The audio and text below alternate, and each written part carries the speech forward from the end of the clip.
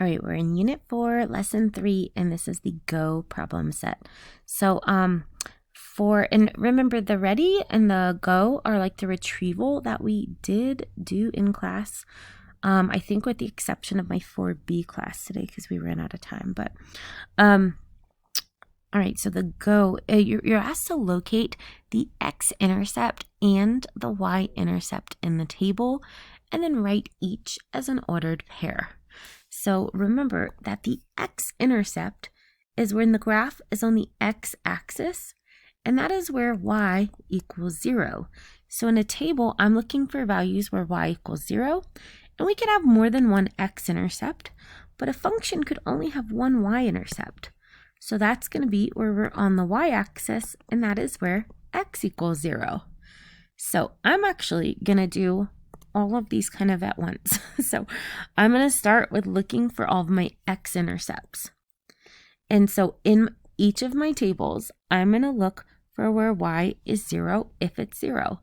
I see a 0 here, so that is an x-intercept.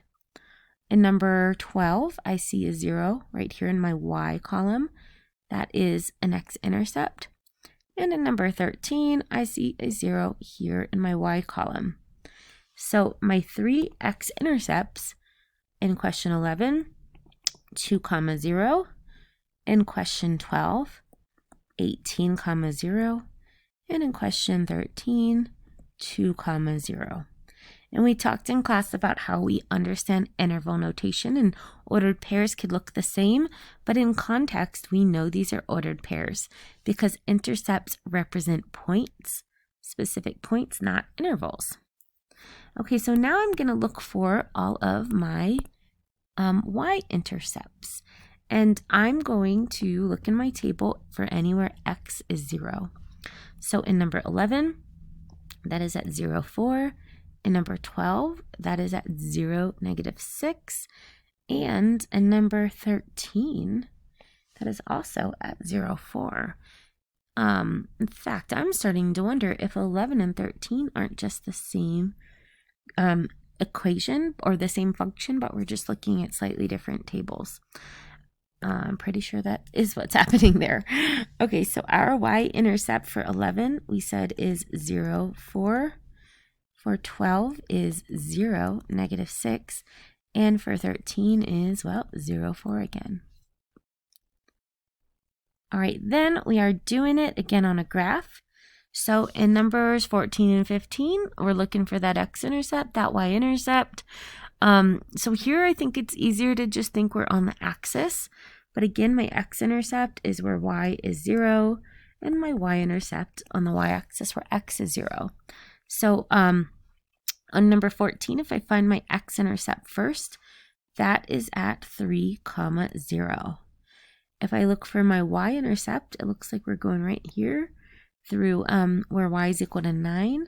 So that is 0, 9. In number 15, our x-intercept is at -3, 0, and our y-intercept is at 0, 4. All right. Let's see. These last few, I'm just going to work out a couple of these and I'll let you try some. So you're asked to solve each equation for x and provide justifications for each step.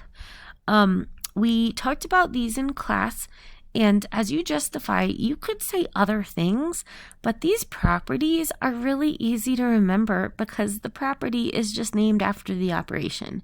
So for example, we said the addition property of equality just tells us that we could add a number to both sides of an equation. The division property of equality tells us I could divide an equation by both sides. So like 3x equals 21. I could divide both sides by 3 and I get a true statement still. Okay, so how about this? We can do together. I say together, like we're here together. Maybe just a couple of these. We're solving each for x. Let's look at number 20 because number 16 is super easy. All right, so in number 20, there are a couple ways you could start this. There's really like 4 reasonable things you could do.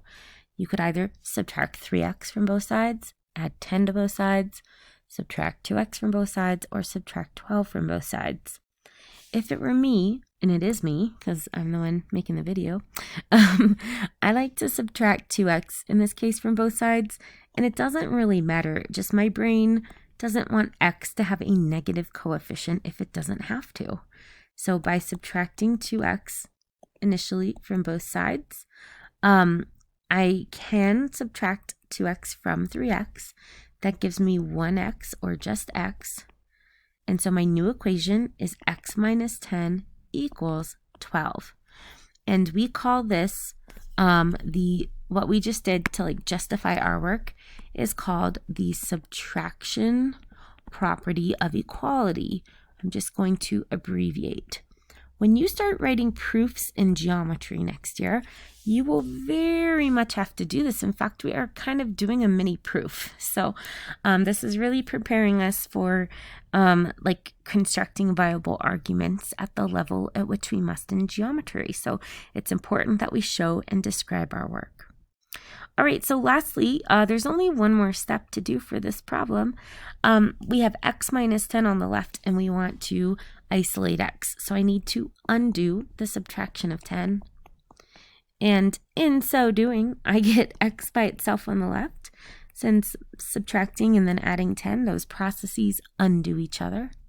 And on the right-hand side, 12 plus 10 is 22. So when we add the same number to both sides of the equation, that is called the addition property of equality.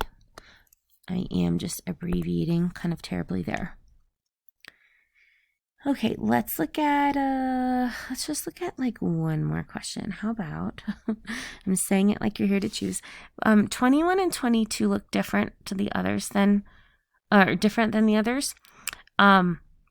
Because we have other variables. So these are, again, like literal equations. I'm going to do 22 because 21, we did one just like that on the past side. So again, going back to the directions, our goal is to solve for x. And I know since I have this variable b, I'm not going to get a number here. And y'all, here's my advice. Don't distribute here. It's not that it's wrong. It's that it's really hard and it's going to make this problem longer. I just want to recognize, sorry, that is my cat sneezing. Bless you, Boomer. That's my kitty cat in the background. I want to recognize that this is multiplication between x and b plus 7. So what I could do very simply to simple this up in the best way I can, I could just undo the multiplication of b plus 7. And we can do that by dividing both sides of the equation by b plus 7. And then we are done. So we did one thing, and the thing we did was called using the division property of equality. Okay, I do want you to try the rest of those on your own. The properties are pretty straightforward. We don't have any place where we're combining like terms or distributing, but those are other things we could explain as well. All right, that's it for the Go problems.